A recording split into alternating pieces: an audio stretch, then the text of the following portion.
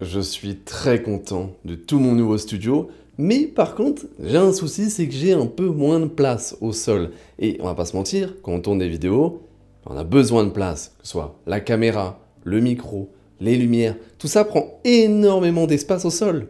Ou pas. Je vous présente tout mon setup de tournage qui tient littéralement sur 1 mètre carré. Et si vous voulez avoir tous les détails sur sa construction, je vous invite à regarder tranquillement cette vidéo. Et avant de commencer, je précise que c'est loin d'être une idée originale, elle a été faite il y a plus de 2 ans par Caleb Pae, qui s'appelle maintenant DSLR Video Shooter, je crois, et depuis elle a été faite par plein de youtubeurs. Ce qui est important, c'est que ce n'est pas juste pour surfer sur une vidéo qui marche que j'ai fait ça, c'est surtout que cette idée est fabuleuse, et depuis que je l'ai, ça a grandement amélioré ma productivité pour faire des vidéos YouTube, donc vraiment c'est quelque chose de bien que je veux vous partager, et peut-être que certains ou certains d'entre vous y verront l'utilité, et voudront s'en... Ils verront l'utilité et voudront s'en construire un. Je vais justement vous détailler tout ce que j'ai utilisé pour faire mon pied, mais je précise maintenant que tout est modulable. Vous n'avez pas besoin d'avoir les mêmes outils que moi.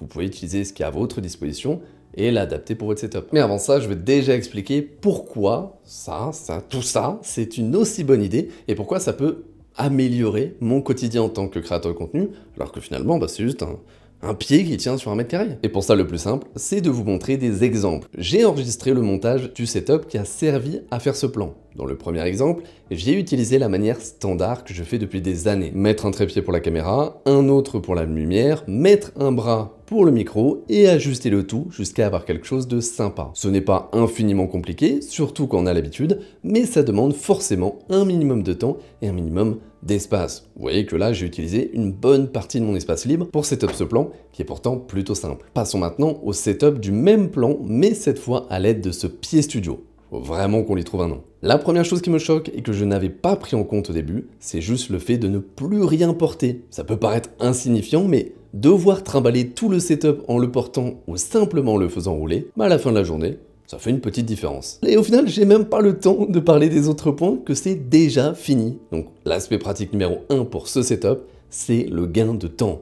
Et quand vous êtes créateur de contenu, gagner du temps sur des choses secondaires comme setup un plan, c'est important. L'autre point que j'ai déjà noté, mais qui vaut le coup d'être rappelé, c'est le gain de place. Je vous mets les deux setups côte à côte, il n'y a pas photo. Et oui, là, j'ai la place de faire les deux plans, donc ça ne change pas grand chose. Mais disons que j'ai envie de changer de plan et de me mettre cette fois devant mes étagères. Et bien déjà, je vais devoir tout déplacer un par un, donc perte de temps. Et le souci, c'est que je n'ai plus trop la place pour mettre le setup standard. Donc je vais devoir soit me coller contre l'étagère, soit mettre le trépied sur le bureau, ce qui donne un bon rendu, mais c'est pas très pratique. Et c'est là que tout ce setup pied studio YouTube prend son sens. Admirez comment je fais pour changer de plan. Là, à cet instant précis, je sais que tous les youtubeurs qui me regardent sont tombés de leur chaise. Pouvoir changer de plan en 2 secondes avec tout qui s'ajuste parfaitement, lumière, micro, caméra, c'est fabuleux. Alors oui, vous n'avez pas toujours envie d'avoir le même jeu de lumière, mais rien ne vous empêche déjà de la bouger, la lumière principale, vous pouvez, je vous montrerai tout à l'heure comment faire, et vous pouvez aussi en rajouter où vous voulez. Ce qui est important, c'est que le cœur du setup ne bouge pas. Enfin si, mais avec vous, c'est là le plus important, et tout ça c'est grâce à ces petites roues sympathiques, et je vais maintenant vous détailler tout le setup, tous les outils que j'ai utilisés, en vous rappelant encore une fois que vous n'avez pas besoin de copier mon matériel. Essayez plutôt de réfléchir à tout ça, à l'ensemble, à l'idée de ce pied qui bouge, et de l'adapter avec votre matériel. Donc pour bien commencer un setup YouTube qui roule, il vous faut OwnPro.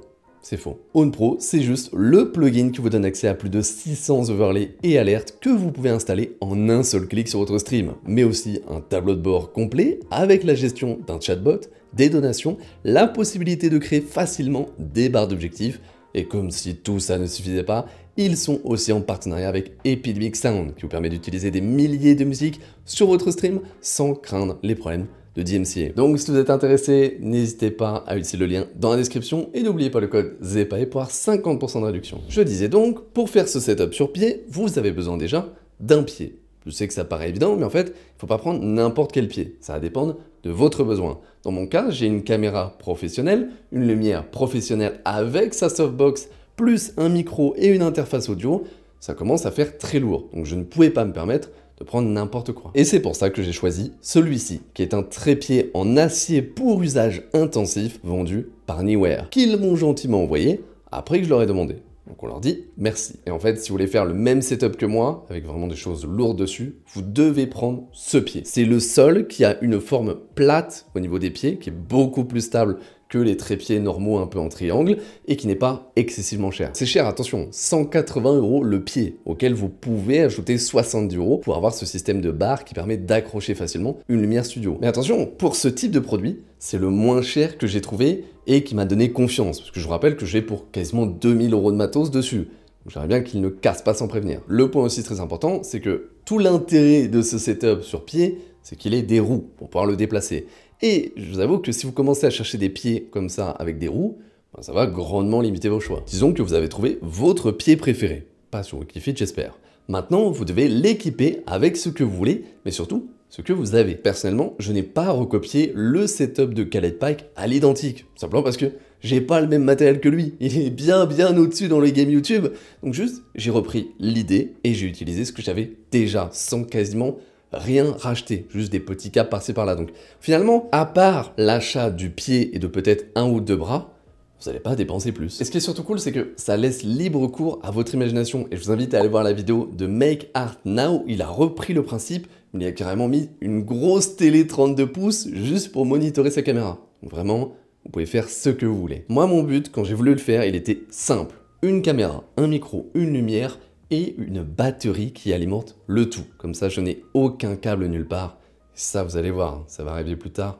C'est incroyable. J'ai donc commencé par installer la caméra. Il se trouve que j'ai à disposition des super clamps et des bras de chez Manfrotto. Donc, c'est ce que j'ai utilisé. Petit tips, essayez de mettre au bout du bras une petite rotule sur laquelle vous mettez votre appareil. Ça permettra d'ajuster en finesse l'angle sans avoir besoin de desserrer le bras. Ensuite, je me suis attaqué au micro. Aujourd'hui, je suis repassé au micro Canon, qui est très léger et qui me permet donc d'utiliser un bras de téléphone acheté 15 € sur Amazon, plutôt qu'un gros bras Manfrotto à 150 €. Et c'est là où je vous dis que vous pouvez faire avec ce que vous avez à disposition et ce dont surtout vous avez vraiment besoin. Si vous avez un micro XLR comme moi, vous avez certainement envie de le brancher à une interface audio plutôt que le mettre directement sur la caméra, ce qui diminue grandement la qualité des enregistrements. En fait, pendant très longtemps, je branchais mon câble XLR directement sur la Go XLR, donc il me fallait un long câble qui traîne partout, et déjà, c'était pas très pratique, et surtout, autant la Go XLR, c'est un très bon produit pour le stream, autant pour la vidéo, c'est loin derrière en termes de qualité. Et c'est pourquoi j'ai investi depuis peu dans cet enregistreur, le Zoom F3. Et sans aucune exagération, c'est mon meilleur investissement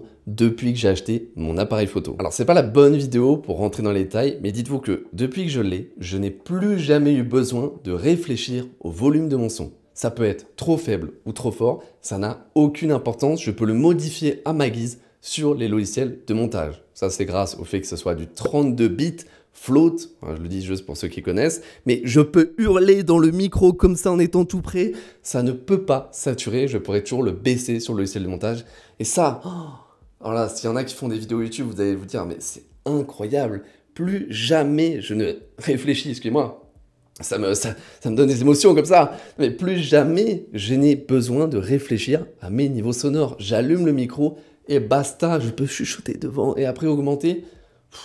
C'est juste magique. Et pour faire tenir cette magie, j'ai utilisé un tout petit bras de chez SmallRig que j'ai attaché plus bas, ce qui me permet de mettre un petit peu de poids vers le bas du pied, même si en réalité, ça ne change pas grand chose. Et je vais en parler maintenant. Vous devez mettre des sacs de sable à la base de votre pied. Parce que même si il est beaucoup plus stable que des pieds standards en triangle, ça reste que on ne sait jamais pour quelle raison vous lui donnez un coup, vous tirez sur un bras un petit peu trop fort, si jamais il bascule, déjà HF pour le rattraper parce que le tout est très très lourd, et surtout, je vous rappelle que vous avez mis 2000 € de matos dessus, donc juste, ça ne vous coûte rien, achetez 2 petits sacs, vous les remplissez de sable, vous les accrochez à la base, et plus jamais vous avez besoin de stresser. Bon, il se trouve que j'ai pas encore été chercher du sable, donc je l'ai juste rempli avec ce que je pouvais, notamment une haltère de 3 kg. C'est pas parfait, mais c'est mieux que de ne rien mettre. On passe maintenant à la lumière et ensuite je vous explique comment j'ai fait pour tout alimenter sans aucun câble qui traîne. Et pour la lumière, j'ai utilisé, comme je disais tout à l'heure, une barre de suspension Neewer qui me permet d'y accrocher au bout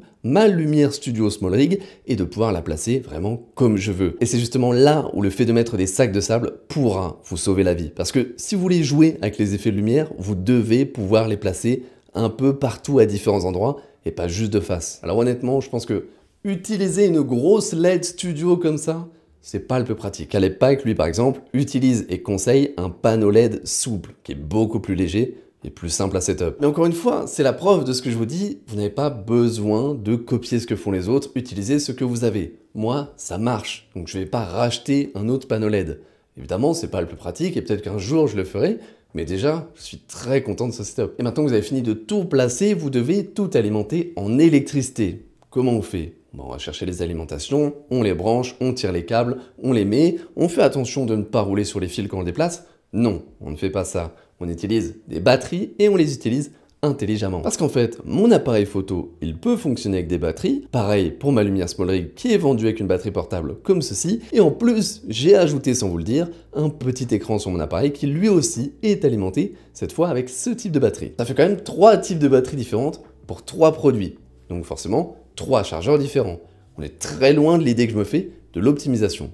Donc comment on améliore ça? Bien simplement en volant l'idée de Make Art Now. Donc merci à lui, mais vraiment c'est trop intelligent. Vous allez voir, on va y gagner beaucoup. On a à disposition une grosse batterie V-mount qui de base alimente ma lumière. Mais elle pourrait sans problème alimenter ma caméra et mon écran. Simplement, c'est pas fait pour ça à la base, donc c'est difficile de les relier. Mais avec un petit peu de recherche, on se rend compte que tout existe sur Amazon. Notamment un adaptateur qui permet de relier une V-mount batterie à un appareil photo Sony grâce à cette demi-batterie. On trouve aussi un adaptateur V-mount batterie vers port 12 volts, ce qui est parfait pour mon écran. Le souci maintenant, c'est que je veux brancher 3 trucs sur ma batterie, mais je n'ai qu'un port. Et bien, avec la magie d'Amazon, mon port se transforme en 4 ports et je peux maintenant y brancher tout mon matériel sans problème. Alors malheureusement, ma V-mount batterie, elle est vraiment de faible taille, hein. C'est une des plus petites que vous pouvez acheter. Donc, maximum, je tiens 3-4 heures de tournage avec tout allumé, ce qui est déjà largement suffisant pour moi. Mais si vous achetez une plus grosse, vous pouvez à mon avis tenir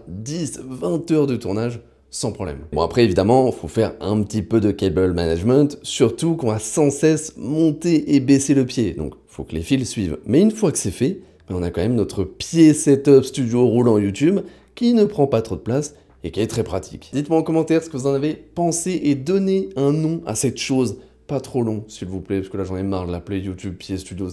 Hein, allez-y, donnez-moi un nom, je prendrai le meilleur, j'épinglerai le message et maintenant on l'appellera comme ça. Si jamais vous voulez aussi acheter des choses que j'ai listées, n'hésitez pas, les liens d'Amazon dans la description, c'est des liens affiliés, ça soutient beaucoup la chaîne. On remercie encore une fois Niware, je vous recommande vraiment leur pied pour faire ce studio YouTube sur pied.